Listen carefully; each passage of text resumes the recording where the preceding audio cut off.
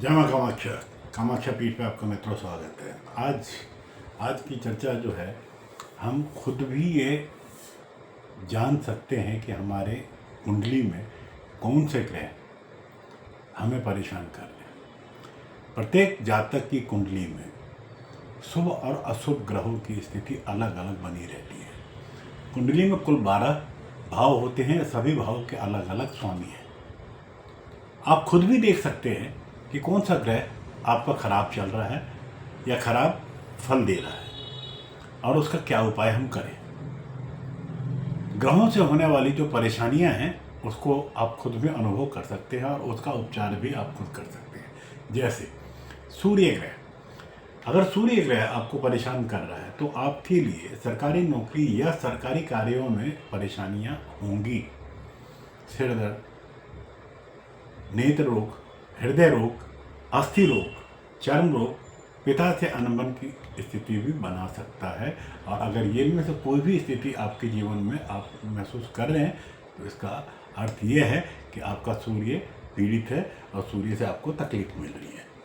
इसी के तरीके से अगर हम चंद्रमा का देखें तो चंद्रमा अगर आपका खराब है तो मानसिक परेशानियां, अनिद्रा, दमा, कफ, सर्दी, जुकाम, मूत्र रोग, स्त्रियों का मासिक धर्म बिगड़ना या नमूनिया, इनमें से कोई भी कारण अगर आप महसूस कर रहे हैं अपने जीवन में तो आप समझ लें कि चंद्रमा आपका अशुभ फल दे रहा है। मंगल का अगर अशुभ आपको मिल रहा है तो अधिक क्रोध आना, दुर्घटनाएं होनी, रक्त विकार होना, कुष्ठ रोग, बवासीर, भाइयों में अनबन इत्यादि, अगर ये संभावनाएं आपको या ऐसे घटनाएं आपके जीवन में रूबरू हो रही है तो आप ये समझ लें कि मंगल का प्रभाव आपके लिए आपके अनुकूल नहीं है। बुध ग्रह का गले, नाक, कान के रोग, स्मृति, याददाश्त रोग, व्यापार में हानि, मामा से अनबन इत्यादि के लक्षण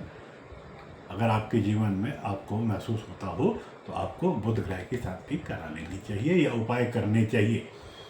गुरु, धन का व्यय होना, आय में कमी, विवाह में देरी, संतान में देरी, उदर विकार, गठिया, कब्ज, गुरु व देवता के प्रति आपके अंदर अविश्वास जागना, अगर इनमें से कोई भी लक्षण आपको महसूस होता है तो आप ये मान लें कि आपका गुरु आपको सुफल नहीं दे रहा है। शुक्र ग्रह के खराब होने से आपकी जीवन साथी के सुख में बाधा आना, प्रेम में असफलता मिलना, भौतिक सुखों में कमी या अरुचि आना, नपुंसकता, मधुमेह, धातु में या मूत्र रोग इत्यादि की संभावनाएं देखी जाती है। शनि के खराब होने की स्थिति में, शनि अगर आपको फेवर नहीं कर रहा है तो वायु विकार, लकवा, कैंसर, कुष्ठ रोग, मिर्गी, पैरों में दर्द, नौकरी में परेशानी आदि का कारण बनता है। इसी तरीके से अगर हम देखें राहु देव अगर आपके अनुरूप नहीं है, अनुकूल नहीं है तो त्वचा रोग, कुष्ठ, मानसिक संताप होना, मस्तिष्क रोग होना, भूत प्रेत बाधा, दादा से भी परेशानी, इनमें से कोई भी एक कारण आपको सता सकता है या सभी कारणों से आप ग्रसित हो सकते हैं तो तुरंत आपको राहु देव का उपचार कर लेना चाहिए। इसी प्रकार से केतु, नाना से परेशानी, भूत प्रेत, जादू टोने से परेशानी, रक्त विकार या चेचक इत्यादि का सामना अगर आपको करना पड़ रहा है तो आपको ये मान लेना चाहिए कि अब आपको केतु का उपाय करना चाहिए। मित्रों, सामान्य से जानकारी रखने पर आप स्वयं भी अपनी कुंडली के ग्रहों के बारे में आप अंदाज़ा लगा सकते हैं कि कौन से ग्रह आपको प्रताड़ित कर रहे हैं, किन ग्रहों से आपको आपके जीवन में समस्याएं उत्पन्न हो रही है। आप उसका उपचार या निदान ढूंढ सकते हैं, किसी योग्य ज्योतिष से सलाह लेकर उसके सलाहों को आप अमल में ला सकते हैं और लाभ ले सकते हैं। मित्रों, आज की चर्चा यहीं संपन्न करता हूँ।